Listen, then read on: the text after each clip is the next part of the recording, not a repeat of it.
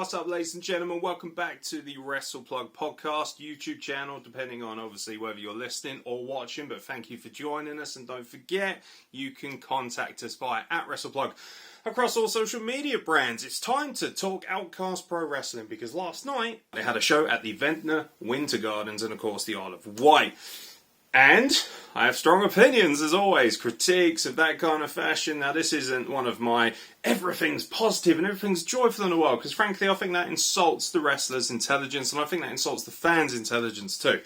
Outcast Pro Wrestling is an incredible product, something I've been involved with, so obviously you'd expect me to be like, a little bit biased. Aeron is going to back up his friends, he's going to say nice things about everybody, and he's going to get out of Dodge. Obviously, I haven't watched WrestlePlug before, because I don't do that. Now, this show had 6 matches, good card. Want to give a shout out to everybody, of course. Thank you so much to all the lovely kind messages, people saying they miss me and stuff. Not sure how true that is. But at the same time, I am incredibly grateful for it, and so much love, and I do feel all of that, so thank you very much.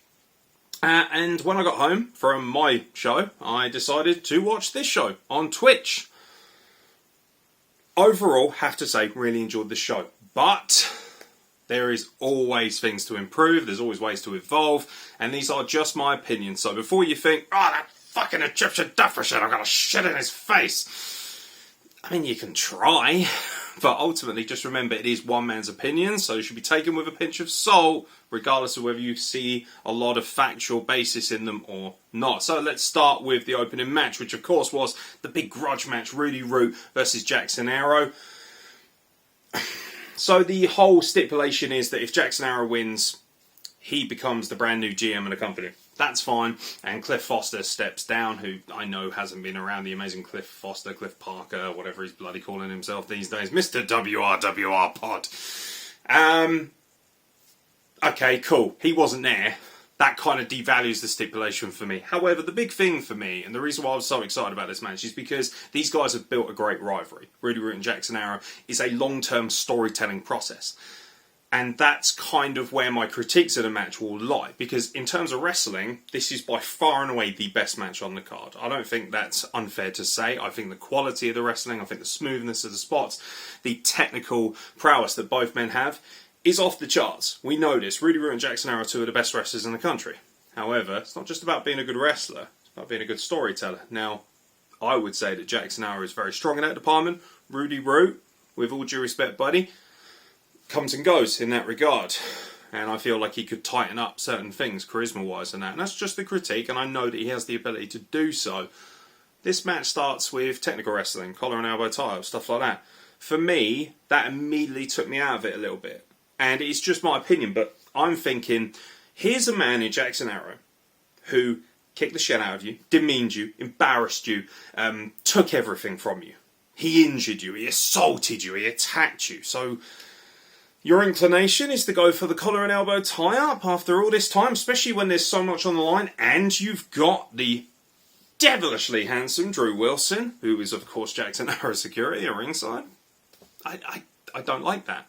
Me personally, you know, he's coming out, he's high-fiving fans, yeah, I'm the good guy, yeah, and it's like, come on, Retro dude, this guy tried to break your leg, get in there and kick his fucking head in, not, hey, what's going on, hey, high fives, yeah, now let's do some wrestling.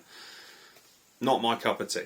Didn't like that at all, thought that was bad storytelling. That's just my personal opinion, and I look forward to the DMs. But from a quality standpoint, phenomenal. Like, phenomenal wrestling. Proof as to why you should put in the hours, put in the time, put in the training, and not shy away from that prospect. And I know some people have an issue with that too. And hey, my DMs are always open. I don't have a problem with confrontation, as you know, and I don't have a problem with spouting the facts. And I don't have a problem with being told that I'm a piece of shit either. I'm cool with that too. That's all part of the business. It's all part of having thick skin. But the premise is, train hard, work hard. Nobody personifies that more than these 2 men, and that was evident in the way they wrestled. So from a technical standpoint, brilliant. If I'm grading this, which is obviously, we have the 5 Jinder rule here, and for anyone who doesn't understand, I'm not going to explain it to you, but Jinder Mahal's amazing, and we all have a bit of fun with it, and we kind of go with the Jinder Mahal and the Bollywood Boy effect. 4 Jinders. I'd give it 5. I'd say this was pretty much flawless, other than obviously the one botch. Sorry, Jackson. I give it 5, but I just feel like storytelling-wise, it wasn't up to snuff. But I am excited to see what Jackson Aeron does as GM. I think that's pretty cool. Now, the match that obviously a lot of people might have looked at and thought, a little less invested in, is the Fatal 4-Way. Newt, Nathan Payne, who I haven't seen a great deal of, H.J. Williams, who I'm actually quite a big fan of, and even more so after this match, has to be said, and Axel Chaos. For me, all 4 guys delivered a excellent match, actually. When I say excellent, it's grading on a slight curve. I appreciate these guys are not technical masterpieces. I appreciate they're not, they're not the Bret Harts of the world, with all due respect. What I am a big fan of is Newt. Not just because he went over, but because of everything that he delivered. Looked very real, looked very honest, crushing, but I thought all 4 guys actually did really well. Each one of them had a gimmick that they were set to, and for me, I thought this was actually a sleeper hit. Definitely not the best match on the card, but I thought all 4 guys did a decent job. I think Axel Chaos has a lot of potential. There are little things that I could critique. For instance, when H.J. Williams and Axel Chaos did the whole kind of posing and destroying their opponents, I was a little bit frustrated by the premise of what they were doing afterwards. Because they do all this big posturing, big spine busters. By the way, H.J. Williams, great flying headbutt. Should be using that more. That's really impressive for a guy of your size. Don't understate that. But then they kind of stop and go, and I'm thinking, okay, that's cool. So what you should have done is gone, motherfucker, and boom, off we go. Forearms, bang, bang, big hoss, meaty battle. And instead they were like, oh, let's get a bit cagey. Let's test each other. More intensity, more energy. And that goes for promos as well, in my personal opinion. But I actually thought all 4 guys did really well. I'm really pleased to see Newt pick up the win. I feel like he's got a great persona about him. He doesn't talk, which I like. Obviously, he's aligned with the virus, which makes it very easy to like him because everybody loves the virus. And yes, I will be slightly biased because, he works really, really hard and he's really good at what he does. Not just because he's on this podcast, because I can assure you, Kane Michael will tell you firsthand that if I think he does something shit, I'll fucking tell him so. But I think the association with Kane works for him. And of course it's Kane who runs down, causes an interference, causes a distraction, and inevitably picks up the win for Newt. And that's good storytelling as well. Comes out to the Cult of the Apocalypse music, he's got the mask, he kind of eggs on Axel Chaos. I will say one thing as well, I would have liked to see more from Axel Chaos. The idea is that you've been booted out of this faction, that you've been betrayed by your brotherhood, and you're just kind of staring at him with a bit of disdain. I'd be like Rage, I'd be over the ropes, go, get in this ring, get in here so you can get what you deserve. Really sell that point to the audience, who admittedly were quite quiet, at least on the stream. I don't know how that translates for people who were there, and I'm sure they'd be happy to update me, but I felt like the crowd was really lacking at times, and you don't know why that is, because they were presented with some good stuff. Closing out the first half, Anarchy rules. Why in God's name was this not on an 18 plus show? Because this was barbarism. For the Isle of Wight Championship, the Hunter Nero defends against the Virus, Kane Michael, and Scrappy Jack in a triple threat match. And in terms of doing what you're supposed to do and delivering on the promise and premise of what your match is, this is the best match of the night. And everyone's going to say, oh, of course he's going to say that because he's friends with the Virus.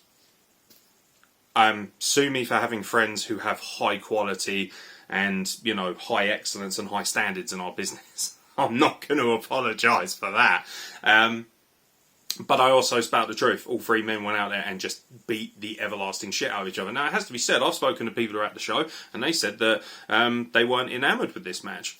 Depends on placement. It is a family-friendly show, and these boys did some very unfamily-friendly things, which I am all for. And of course, you have to remember, it's subjective. So this stuff caters to me a little bit more. This car crash, I'm going to fuck you up mentality. But what the first match didn't do between Rudy and Jackson, this match did. There's 3 guys in the ring, and this is Anarchy rules. Anarchy. So the first thing they do is all bolt to the outside, get weapons, and start fucking having at it. Laying waste to each other. The spots, the innovation of this match shows that these were 3 men who are quite clearly fearless and have no issue going out there. And I have a lot of admiration for all 3 men from a wrestling standpoint, because they did exactly what they needed to do. I thought it was pretty much on point.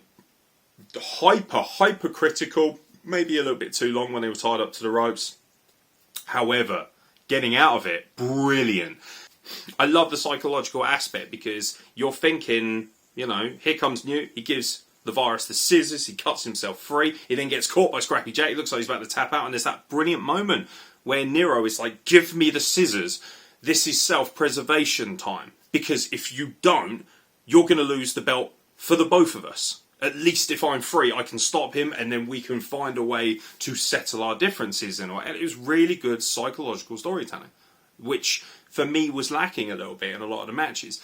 The fucking door spot. Who came up with that? I wonder. Carnage. Not Max Carnage, the other Carnage.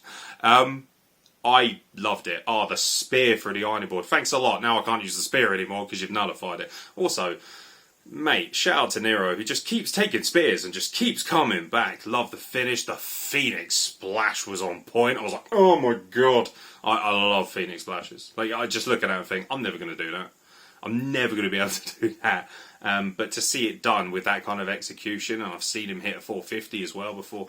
The guy is a wicked athlete. Guy is a very, very credible athlete. Whether you like him, whether you hate him, whether you love him, whatever it might be, you can't deny that he's got incredible raw talent. That's just Scrappy Jack, to be fair.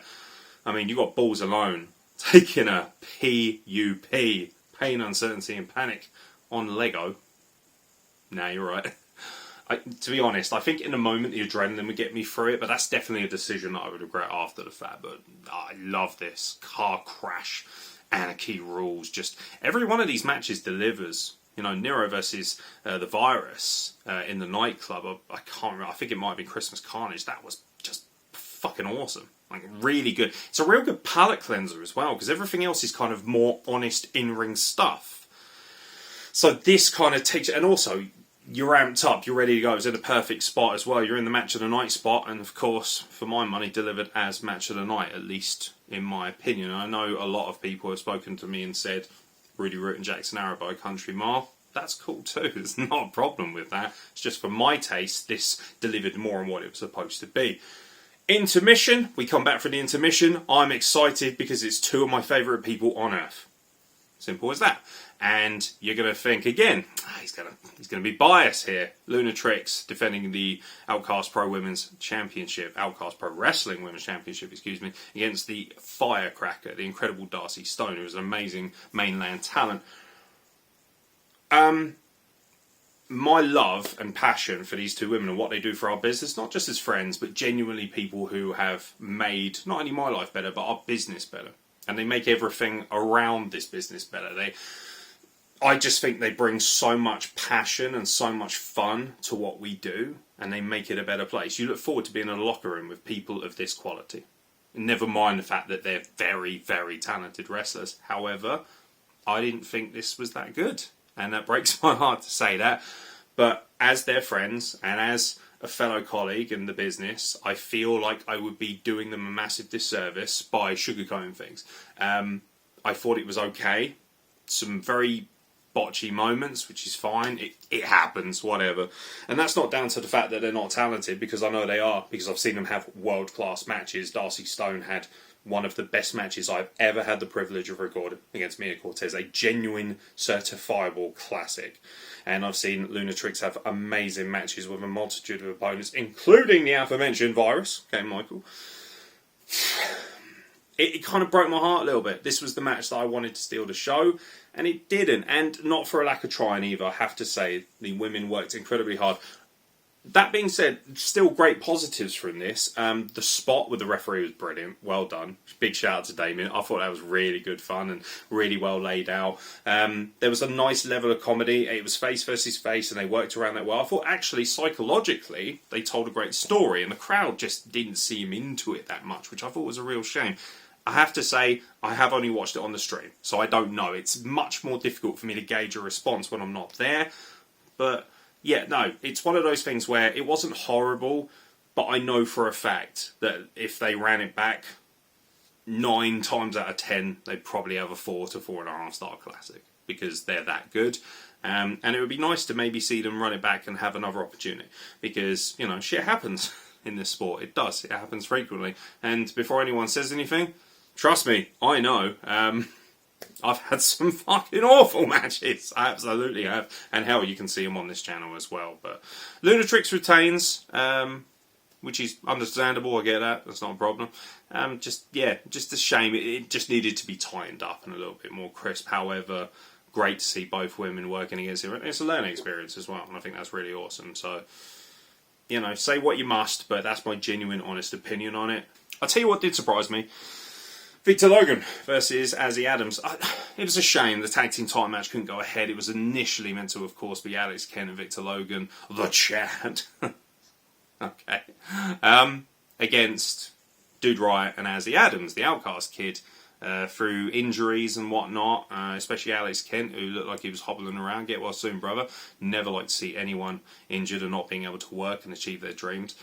I was a little bit disappointed because I feel like the tag team division in Outcast is not very good. That's my honest opinion.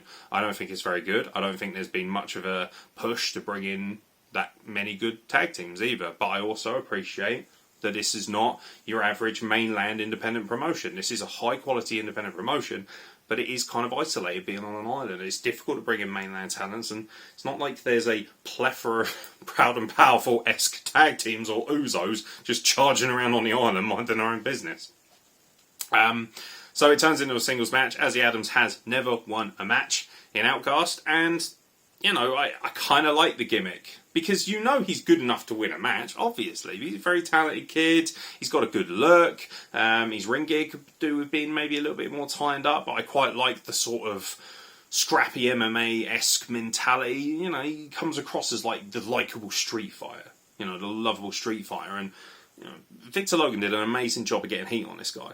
And, most people do, to be fair. One thing I love about Izzy is his commitment to helping other people get over, including myself. And I'm very thankful for that and always will be. And Logan went out there and did a great job from a character standpoint, especially to put him over. And initially, the psychological standpoint of what he was doing in the ring, really riling up the crowd. You had Alex Kent at ringside, which didn't take anything away from it either, which was nice. You worry when there's, charismatic guys like Dude Riot and Alex Kent at ringside. They might take away from the matches. And actually, no, because they were all in to help their partners and really elevate the match. That's what being at ringside and doing a good fucking job is. So, bravo, gentlemen. I'm really impressed with that. Especially Dude Riot, who was continuously riling up the crowd. And this match actually got a better reaction from the audience than most because of the amount of work that was put in to try and elicit a response and cheerleading, essentially. And that's what you're supposed to do. That's not a problem. People are going to be like, no, it's a bit cheap, starting chants and things like that. Is it? That's the whole point of wrestling, isn't it? Isn't that the whole point of geeing up the crowd? I mean, cheerleading is literally one of the most important factors of sports in America. So the fact that they're doing it here, obviously, nobody wants to see Dude Riot with pom-poms and a miniskirt. Well, I mean, most of us don't. I'm sure some people have a preference. Nothing wrong with that. Not really my cup of tea, it has to be honest. Dude Riot, stick to the V for Vendetta mask, you'll be fine. And the cricket bat as well. Also, use the bloody cricket, man. Stop it. Stop it. Just hit someone over the head with it. It's fine. Hell, swing at me if you like. It's what it is, but Izzy Adams picking up his first ever win at Outcast. That's really cool. It was a cool moment, and the crowd were like genuinely kind of like, oh shit, like it was sold as a big deal. I liked it. Really, really good stuff. Good match. Not much I can really critique, and Izzy is one of the best bumpers I've ever seen in the business. He'll set his arse off. I'm really impressed by that. And Victor Logan's got an amazing character, and he's got it down well. So fair play and full credit to them. Main event. For the Outcast Pro Wrestling Heavyweight Championship, JJ Villaire versus Kelly Sixx. Have to be honest, expected this to be a bit of a worldie because these are two world-class wrestlers. And I'll be honest, didn't deliver at all for me. I thought the match was fine, there was nothing wrong with it, but for me it just felt like they never really got out of second gear. And also, they spent a lot of time on the outside, and I didn't understand that because these are two really good wrestlers. At the heart of everything they do is that they are pretty much flawless, technically, and especially in Jay's case, with the athleticism, crazy athletic, crazy talented guy. And I just thought, that's a bit of a waste. Really. They were outside of the ring very quickly as well, and that's not my cup of tea personally, but, this is the thing, right? When I say not for me or bit of a, a letdown, That doesn't mean it was a bad match. It's just it didn't meet the expectation I thought it was going to meet. Maybe that's on me for having too high an expectation. But, there were some really great moves and really great spots in this match, but it just didn't click and flow together as much as I would have liked. I've seen both guys have much better matches, in my opinion. But like I say, still excellent, still a good 3 to 3.5. It's just I really wanted the 4, 4.5 to push in towards 5, because these guys have the potential to do that. Obviously, JJ Villaire retains. That makes total sense against a mainlander as well. I will say one thing though, Kelly Sixx putting everybody over, putting over the company as the way he did at the end with the mic and really kind of helping G up JJ. I think that's really cool. Not everyone has to do that. I know it's kind of the done thing at a lot of shows now. I see it a lot more. I remember Eddie Ryan did it for Scott Jones. Loads of people do it. But it did seem very heartfelt, and you have to remember that Kelly Sixx was kind of, originally at Outcast when it first sort of started up and when it first started getting traction. He was their champion before he had to drop the belt and all these different things. And he's put some, nobody is arguing Kelly Sixx has put in an astonishing amount of work for the wrestling business. But yeah, on this night, it felt like the boys could have done ever so slightly better and just never really kicked into the high gear I wanted to see them do. That being said, still great athleticism, great high quality wrestling, and obviously something I would still strive for. If I had a match like that, I'd be very pleased. That's how I'm grading it on a curve. And overall, a great night. Really good show, which is great because the last show was excellent, and it had me on it, and yet it was still excellent. So, what can I say? I loved the show. I thought it had decent pacing, good energy. There are issues with any show. Every single show I've worked on, there's always something you can improve. So when I say that, maybe the production values aren't as good, or maybe the camera work needs something, it's not saying that those people aren't good at their job, and just saying you can always improve. And I'd like to think that people would take it the right way, which is, he's not saying we're shit. What he's saying is we can always do better, because I'm always striving to do better. I'm always striving to improve. If you looked at this podcast at the beginning to where it is now, you'd see a marketable difference. It's all about evolving, and that does take time. Rome wasn't built in a day, as they say. But I thought the show overall had good pacing. All the matches seemed to make sense. And let's be honest, next one I believe is an 18+ show in May. And that could have some wild implications. And it's exciting, because I feel like Outcast doesn't get enough appreciation. Maybe that's just because it's on the island. So it's much more difficult for people to get to. Shout out to the Knobs who made the trek over. Good for you boys. You should be making more time and going to Outcast, because it's a really fucking cool place to be in. Let's be honest, who doesn't want to be around the favourite goth and the favourite... No, not you, Frankie T. Nobody's talking about you. But obviously the favourite goth, and of course the Virus K. Michael. Let alone everyone else. It's a wonderful locker room full of amazing people with different colourful backgrounds and different stories, and I think that's really cool. A lot of places you go, it's like generic wrestler number 5, ladies and gentlemen.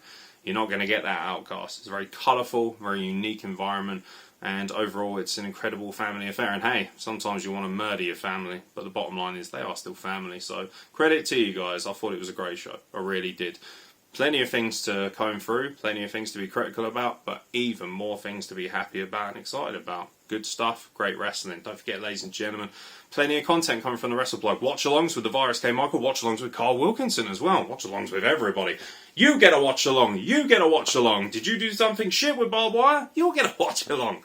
Loads of stuff coming from us, interviews, podcasts, not to mention the fact that I'll be in the house at many wrestling shows going forward, not to mention, obviously, Rumble Wrestling, ACW, and CWP, to name but a few, that are coming up very soon. And don't forget, next Saturday in Southampton, it is CWP Redemption. It will be at Lord's Hill Academy, the Oasis Hub in Southampton, off of Romsey Road. Free parking as well, because it is just outside the city centre. It's right off the motorway, though, so it's very easy to connect to if you're thinking of making the jaunt from somewhere a little less local. Tickets are only £10 for adults, £5 for children, and I do believe that the majority of proceeds are going to charity, of course, for Dylan's Quest. And it's a stacked card as well. 6 great matches headlined by a winner-takes-all title versus title match between Rishi Ghosh, the heavyweight champion, and the No Limits champion of over 1,200 days, Eddie Kenway. So what more could you ask for? And obviously I'll be in the house for that too. Fingers crossed. You never know what comes up. Anyway, cryptic. Ladies and gentlemen, thank you very much for watching. Don't forget to subscribe. Don't forget to leave a comment. If you hate my opinions, that's cool. Tell me so. But at least explain why you hate them. And most importantly, have a wonderful week. Look after yourselves. Be healthy. Be happy. Hopefully you've had a great Easter holidays. And I'll catch you very soon for more content from the Wrestle Plug.